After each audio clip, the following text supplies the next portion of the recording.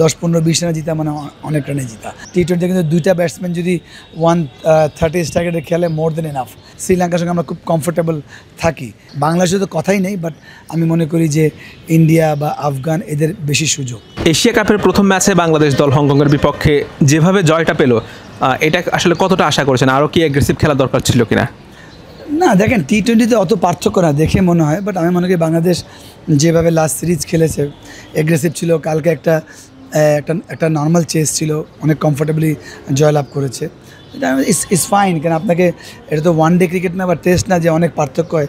Always 15-20 রানেরই পার্থক্য হয় সবসময়। টাচ অ্যান্ড গো থাকে হয়তো 5-7 রান, নাহলে 10-15-20 রানে জিতা মানে অনেক রানে জিতা, বা 6-7 রানে জিতা, বা কয় ওভারে শেষ করে, ওটা অনেক ইম্পর্টেন্ট। গতকালকের ম্যাচে আপনার চোখে আসলে গ্যাপটা কোথায় ছিল, বা ব্যাটিং বোলিং ইউনিটে কোথায় আরও ভালো করার সুযোগ ছিল? না, যেহেতু আমাদের ওপেনের উপর আমরা একটু ডিপেন্ড এখন লাস্ট সিরিজ দেখেন, তো ওই একটা জায়গায় হয়তো একটা বড় গেমের আগে হংকংয়ের সাথে একটু ওপেনাররা যদি ভালোভাবে ক্লিক করতো, যেটা ওরা রানে আছে, তো ওই একটা খুব ইম্পর্টেন্ট। বড় দলের সঙ্গে আপনাকে স্পেশালি আবুধাবি টাইপের উইকেট, স্লো উইকেটে 6 ওভার একটা অ্যাডভান্টেজ নেওয়া দরকার। ওই একটা জায়গা ইমপ্রুভের জায়গা রয়ে গেলো নেক্সট বড় ম্যাচে। তাহিদ হৃদয় 36 বলে 35 রান করেছেন, যেটা আসলে বলা যায় যে ওয়ানডে সুলভ ব্যাটিংয়ে বলা যায়। মিডল অর্ডারে বাংলাদেশের একটু ব্যাটিংয়ে ঘাটতি দেখছেন কিনা? না দেখেন, লিটন যেভাবে 3-এ 80 খেলছে, আপনার টি-20 কিন্তু দুইটা ব্যাটসম্যান যদি 130 স্ট্রাইকে খেলে মোর দেন এনাফ, স্পেশালি এই টাইপ উইকেটে। আর যেটা তহিদ খেলেছে, আপনি জানেন যে উনি একটু অফ ফর্মে আছে, যেহেতু এটা একটা অপরচুনিটি তাকে নিজেকে রানে নিয়ে আসা। ওই জন্য সময় নিলে তো যে টিমের ক্ষতি না হয় আর কমফোর্টেবল উইন হতে তো অসুবিধাই নেই।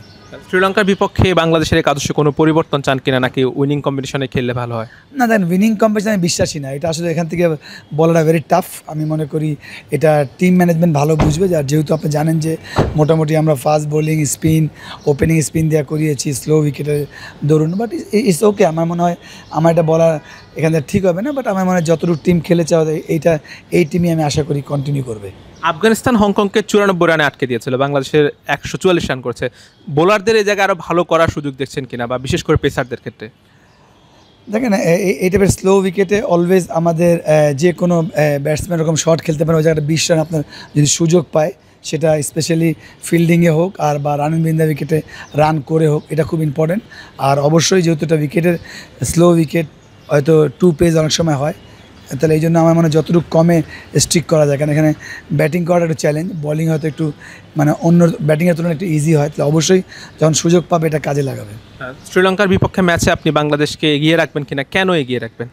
না, যেহেতু আমরা লাস্ট দুইটা সিরিজ যেভাবে খেলছি আমরা, ওই জন্য আমরা বিশ্বাসের জায়গা। আর আমরা শ্রীলঙ্কার সঙ্গে আমরা খুব কমফোর্টেবল থাকি।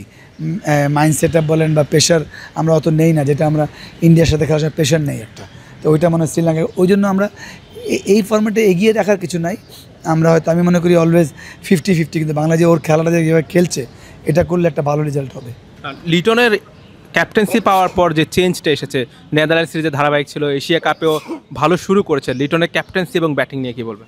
দেখেন, যখন ক্যাপ্টেন পারফর্ম করে তখন সব কিছু ইজি হয়ে যায় একটা দল পরিচালনার ক্ষেত্রে, যেটা হচ্ছে। লিটন যেন অফ ফর্মে ছিল, ক্যাপ্টেন ছিলেন, খুব সমালোচনা হয়েছে, ওই জায়গায় উনি কামব্যাক করেছেন। এটা ওনার চেয়ে বেশি দলের লাভ, কারণ উনি একটা important player followed by captain. তো এটা অবশ্যই একটা ভালো দিক বাংলাদেশ ক্রিকেটের জন্য। এবার এশিয়া কাপ আপনি আসলে চ্যাম্পিয়ন হওয়ার দৌড়ে কোন দলটাকে প্রথমে রাখবেন, দ্বিতীয়তে কোন দল রাখবেন? এই ফরম্যাটে ডিফিকাল্ট বলা। তারপর আমরা যেভাবে দেখি, আমরা কিন্তু অলওয়েজ এই ফরম্যাটে আফগান অলওয়েজ হট ফেভারিট হয়ে আসে, আর টি-20 ফরম্যাট আরও বেশি। আর ওরাও স্বপ্ন দেখে যে আমরা চ্যাম্পিয়ন হব। আর এশিয়া কাপে যেহেতু আমরা 3বারের আগে অন্য ফরম্যাটে ফাইনাল খেলেছি, বাট আমি মনে করি ইন্ডিয়া, বাংলাদেশে তো কথাই নেই, বাট আমি মনে করি যে ইন্ডিয়া বা আফগান এদের বেশি সুযোগ। মানে আপনি প্রথমে ইন্ডিয়াকে রাখছেন, এরপরে রাখছি। এটা বড় কারণ হচ্ছে আপনি জানেন যে আফগানরা এক তো হচ্ছে স্পিনের অ্যাটাকটা খুব ভালো, আর এটা স্লো উইকেট। আর ইন্ডিয়া তো তাদের অলরাউন্ডার, মানে অনেক গুছানো দল, অ্যাটাকিং ক্রিকেট বলেন বা স্পিন বলেন বা ফাস্ট বোলিং বলেন।